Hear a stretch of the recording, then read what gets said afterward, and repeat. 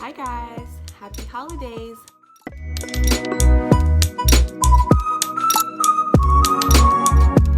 hope you guys are having a wonderful holiday season, and if you're living in a cold area like myself, we have gotten a couple snows already. The temperatures are dropping. I hope you're adjusting well, because I'm not and my plants are not, but we'll get into that. So I know a lot of planty YouTubers are doing Vlogmas for the month of December, which I think is awesome. I love watching those videos. They're just so much fun. It really brings in the holiday and Christmas feels. I don't know, I love it.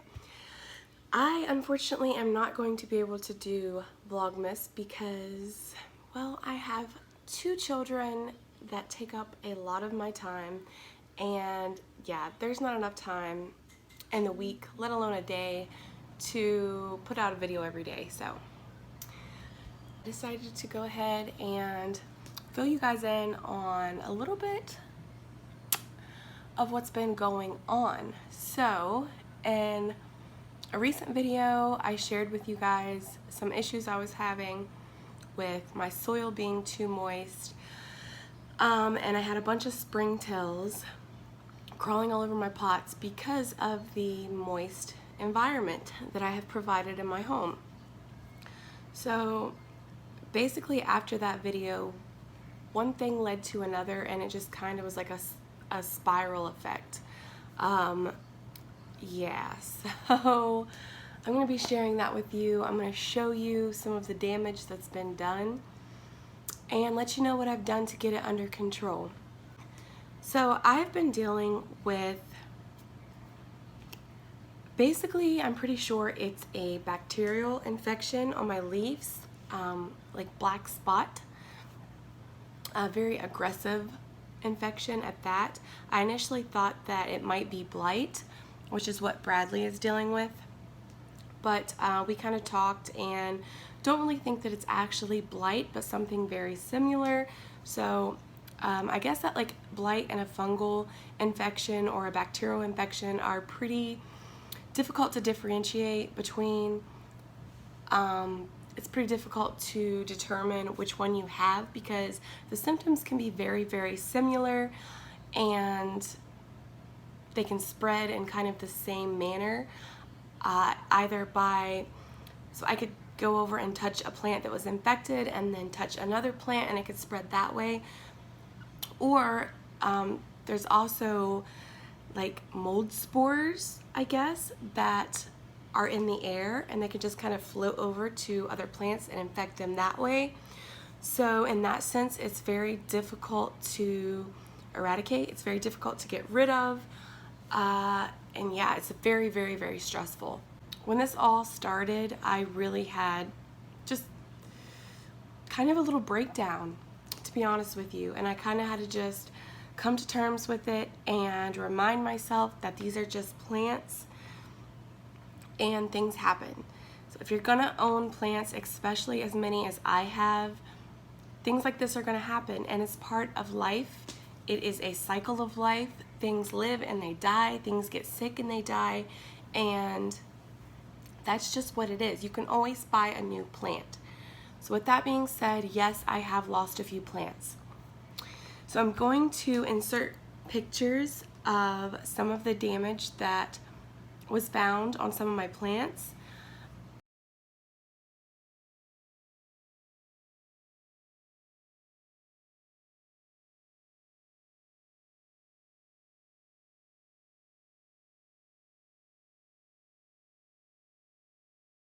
And I'm going to share with you what the ones that I still have, which is most of them that were infected, I still have. I was able to save as far as I know, but I'm going to show you what they look like now. So I did lose my Calathea orbifolia, and that absolutely broke my heart. So Calatheas are very sensitive plants. They do not tolerate chemicals or apparently bacterial infections at all. So yeah, pretty much this black leaf spot or whatever it is, this disease just took hold of my calatheas and they did not tolerate it at all. You have to, it is treatable, but you have to remove all of the damaged leaves.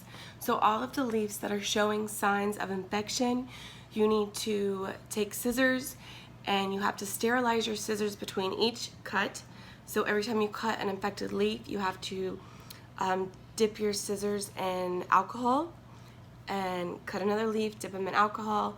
You have to bag up those leaves and everything that you use in the process of treating the plants. Seal the bag, toss it, get rid of it, because like I said, it can be airborne. It can spread that way to your other plants. Anyway, I'm going to show you what I use to treat them. From what the Flock Farm mentioned, that this is good stuff, and this is what he is using currently to fight blight. And yeah, the reviews were all really, really good on this. Last week, I went ahead and ordered this stuff, and I got a 2-pack off Amazon. It was here in 2 days, and I immediately treated my plants. And I can say that since treating them, I have not found that this infection or disease has spread to any more leaves. I've already had to remove so many leaves. My peperomia were hit really, really hard. But since using this on my plants, it has stopped the spread of it. So yeah, I would say this is really, really good stuff. So, with all of this being said, let's get into why this happens. So, the blight and bacterial infections, fungal infections, all of that nasty junk really can stir up and manifest with cool weather, wet or moist environments, and no air circulation. So basically mine was a combination of all of those. I was gone for a couple days and I had the heat off. I was an idiot. I didn't realize, it was in like the 50s when I left, and I didn't realize it was gonna get down to like the 20s and 30s and it was gonna snow while I was gone. It got down to like 55 degrees in here or something like that. The next thing is when I am home, I keep the humidity very, very high. And my plants are also all kind of sitting on top of each other. I live in a small apartment, so I have them clustered together, and I have absolutely no air circulation whatsoever. And I knew better than this, guys. I knew better. I did, but I'd never dealt with any of these issues before. Didn't have a problem last winter, so I just was very careless. I've gotten rid of the springtails. I haven't seen any more of those at all, just by changing the soil and allowing my soil to dry out more. I've eliminated the moist environment, I guess you could say. I've added a fan, but I'm gonna go ahead and show you guys the plants that have been suffering but that are still with me, and yeah, let's go check them out. Okay guys, so really quick I wanted to mention, because I definitely forgot, make sure when you are treating or touching or dealing with any plants that have any type of bacterial issues going on, that you are wearing latex gloves, not cloth gloves, but disposable latex gloves, and after you are through, dispose of the gloves the same way you do the leaves. So yes, I am wearing a glove just because I am a leaf stroker and I'm going to be stroking these leaves, so just throwing that in there. So here are the plants that have been sick and have been living in my bedroom in their little planty hospital situation. So let's go ahead and start down here. So here is another one of my calathea that are really struggling. This plant, this is the Calathea White Fusion, and it has lost a ton of foliage. I've had to remove so many leaves. And also it is not humid at all in the bedroom, so I don't think he's very happy about that, but he's hanging on, so we shall see. This is the peperomia that was affected the least. So it's still kind of it's still pretty bushy. I mean, it's lost several leaves, but not near as many as my others. So it's doing okay, and like I said, I haven't noticed any more spreading of the infection since I treated it with the Bonide copper fungicide. So I don't know if you guys remember my beautiful variegated ripple peperomia. This plant was so bushy and full and beautiful. It was blooming. Most of these little ripple peperomias were blooming. Well, all three of them actually, yes. And it has lost so many leaves. It's just so sad, guys. It breaks my heart, but I'm just happy that it's doing well now because I really love these peperomia. This one absolutely broke my heart in two because, oh my gosh, it's blooming again. What? Hold on. No way. Okay, so this is a plant that I have raised. It's my child, I've raised it. So yeah, I got this as a single leaf cutting. I rooted it and grew it myself. And it was so full and bushy and beautiful. And basically all that's left now is the new growth. But I'm just honestly thankful that there's anything left at all. Just, yeah. But I just noticed this bloom. This is actually a new bloom that has just popped up. So I was kind of shocked to see that. As you can see, the tip of it though is kind of black. That's what happened to the blooms before I noticed any other signs on the leaves.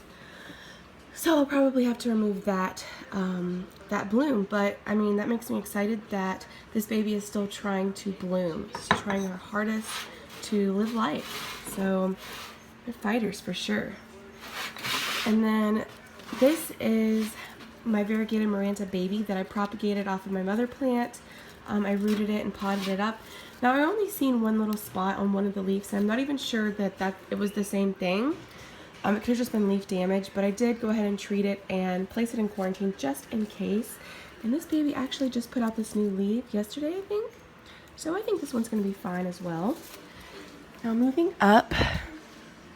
So this is my pride and joy, my Alocasia caprea red secret. This plant has just been through it. It was dealing with mealybugs a while back, and we got rid of those, and then it started blooming. It was really happy, and it got hit with this bacterial infection. So its bloom turned black and wilted. I had to remove it, and then its leaves followed behind, and now I think it's just going dormant. It was putting off 2 new leaves, but as you can see, they have shriveled up, and I think it's just had all it can take. It's going to go dormant, and I'm really hopeful that I can overwinter it, and it'll come back next spring, but we shall see. This is one of my aglaonemas. I noticed just a couple spots on one leaf, so I treated it and put it in quarantine. It's putting out new leaves. It seems to be doing fine, so we shall see. This is my coffee plant, and this plant was setting over up against my calatheas. So it got hit pretty hard as well, and as you can see, the stems are pretty bare. I've had to remove all of those lower leaves, but it seems to be okay now, so fingers crossed. This is my raindrop or teardrop peperomia that was featured in a recent video, plants that are currently bringing me joy, and if you remember, it was very full and beautiful, so it truly broke my heart to have to remove so many leaves on this one, but again, this one's doing okay. We shall see. And can anyone guess what this long naked stem is? Yep, that's right. It's my beautiful Rhaphidophora tetrasperma. So I just wanted to mention really quickly, this was the plant that I took cuttings from for my giveaway, but I took those cuttings about a month and a half, maybe even 2 months ago, before any of this started, long before, and I even mailed them out before these issues started, so they are fine. All except for one person. I still have one cutting to mail out because she wasn't home the week that I sent the others out. So I was going to send that out this week. It is not affected. It's in good shape, but I did go ahead and let her know what was going on. She said she's dealt with this type of stuff before, so it's fine. She still wants the plant.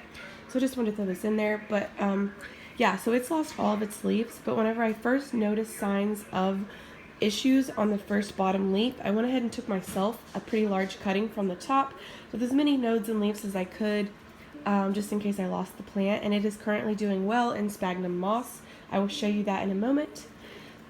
I just put this guy in some water for now because he's been really stressed out.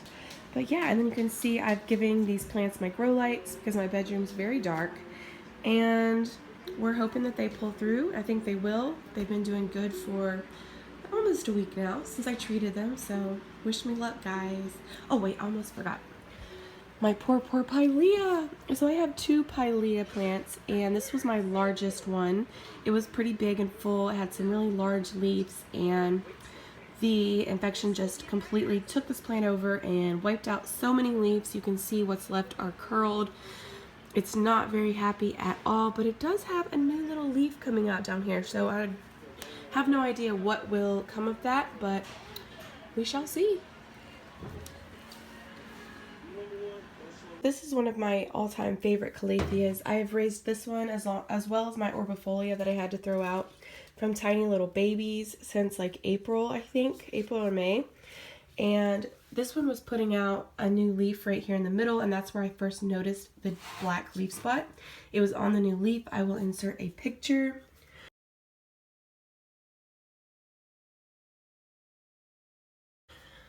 But as you can see, part of the stems are a little bit black, and I'm not sure if that is an issue, if I need to just throw the whole plant away, but I'm having a really hard time throwing this plant away, guys.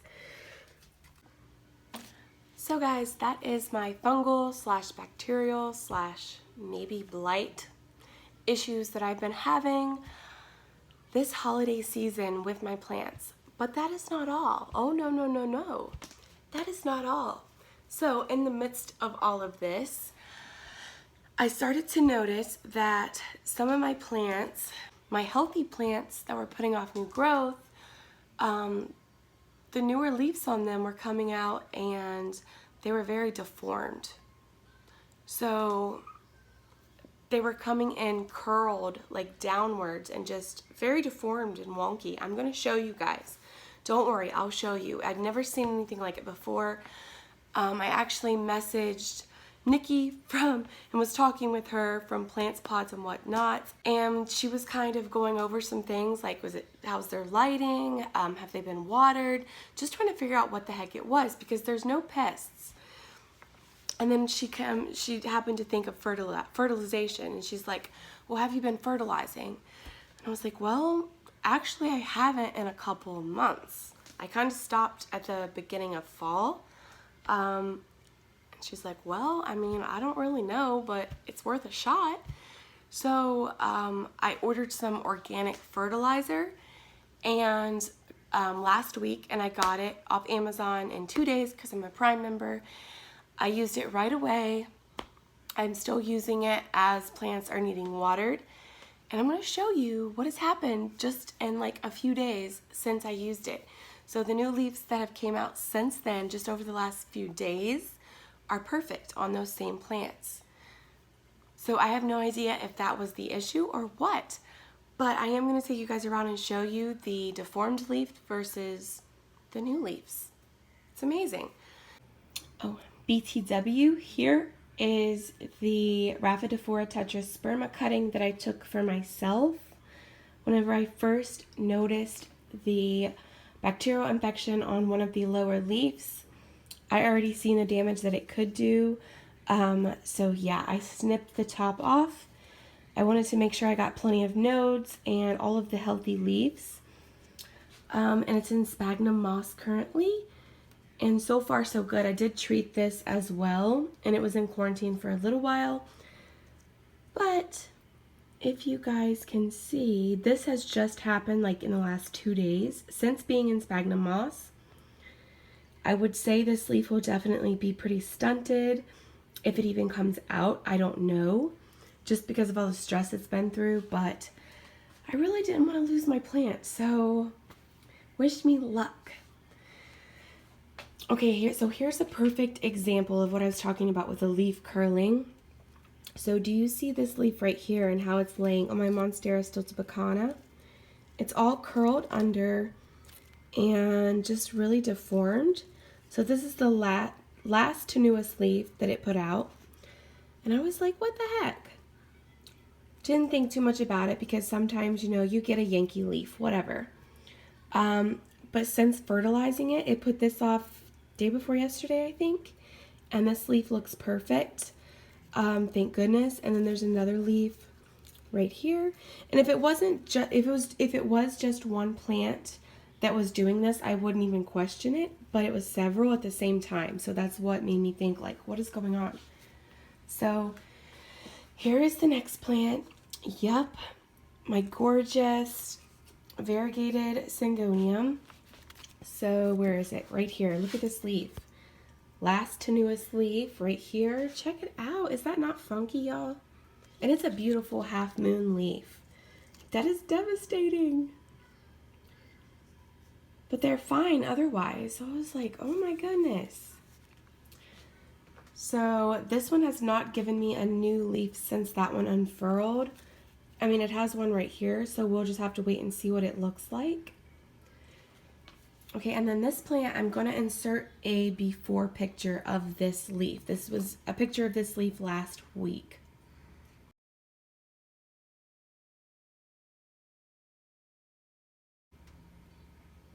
So yeah, this leaf unfurled last week, and yeah, it was just all curled up like that. It looked terrible, and I swear to goodness, guys, after fertilizing it, within the last like 4 days, it just straightened back out.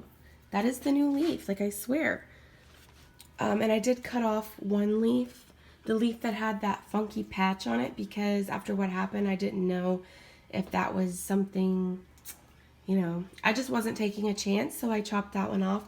But this is her newest leaf, and yeah, it just straightened back out. So I don't know if it's the fungus gnats or the fertilizer or a combination of both, but it straightened back out and it's beautiful. So who knows? Here's another example. So this leaf came out last week as well, and it was way smaller than this. I think these philodendron, like when the leaves come out, they're smaller and then they grow over time anyway. But it was tiny and it was completely curled up like this. And it's still pretty curled, but it's a lot better than it was. And it hasn't given me a new leaf since this one, but this one's coming out, so we shall see. But yeah, that's just some of the examples that I wanted to show you guys. Oh, I'm so proud of you. This baby's putting off 2 new leaves, and there's another one on the way right here, and a few more little buds poking out down here around the stem. I'm just so excited for this one. And they look normal, so fingers crossed, y'all. But yeah, just wanted to show you guys what I was referring to, because it was very, very weird. Okay guys, that is it for this video. The next one will be a happy video. I mean, I think this one kind of ended on a positive note because we're getting everything under control. My plants are doing better, and then my other plants are all growing and happy and healthy. So I think that things are going to be okay. Things are finally looking up. So I just wanted to share with you guys, because everything, when it comes to owning houseplants, everything is not Instagram worthy. Everything is not perfect all the time. Even the most experienced plant parent will run into these issues. That's just how it is. Many people might pretend like they don't, or they never have, and maybe they haven't. But I promise you, they will have issues. Eventually they will lose plants, and it's not always your fault. Sometimes there's nothing you can do about it. But that's what this is all about. We live, we learn, we're all learning together. I just want to say a huge thank you to the entire plant community. From everybody has helped me in one way or another, has given me really solid, great advice. And I just really appreciate it, because, you know, these people do not have to take time out of their day to respond to me or anyone else, let alone give advice and try to help. And I really, really just appreciate the friendships that I have made in this community and continue to make. It's just a beautiful thing, and it's really special and near and dear to my heart. So yeah. Okay guys, I hope you found this video informative. I hope that it was helpful. I really hope that it wasn't scattered all over the place and confusing. I've just been a mess the last week and a half or so, and I am a little bit scatterbrained, honestly. If you have any questions, feel free to leave them in the comments or message me on Instagram. And I hope you guys have a wonderful holiday season, and I will see you in my next video. Thank you so much for watching.